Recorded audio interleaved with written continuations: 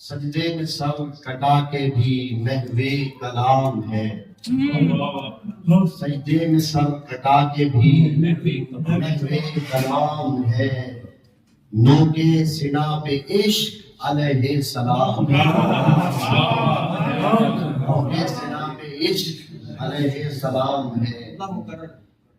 سجدے میں سر کٹا کے بھی محوے کلام ہے، نو کے سنا پہ عشق علیہ السلام ہے، فجر ازل سے شام ابد کی نماز تک، یعنی فجر سے اور عشاء کی نماز تک یہ دل حسین ابن علی کا غلام ہے، یعنی نماز پڑھ رہے ہیں تو سید الشہداء نے جو قربانی دی تھی اسی کا ثمر ہے۔ بس سانسیں ابھی جناب غالباً جعفری صاحب نے بڑے خوبصورت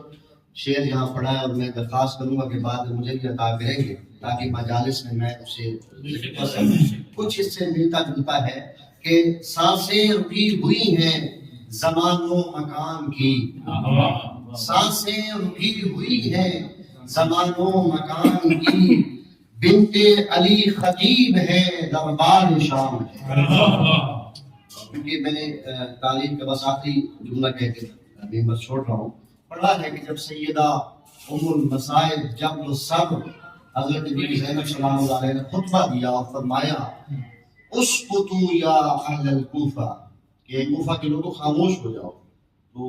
مکتب کی کتابوں میں لکھا ہے کہ جو اونٹوں کے گلے میں عربوں میں ہے رواج کہ وہ چھوٹی چھوٹی گھنٹیاں باندھتے ہیں، وہ بھی رک گئی، اس حد تک سکوت تاریخ ہوا۔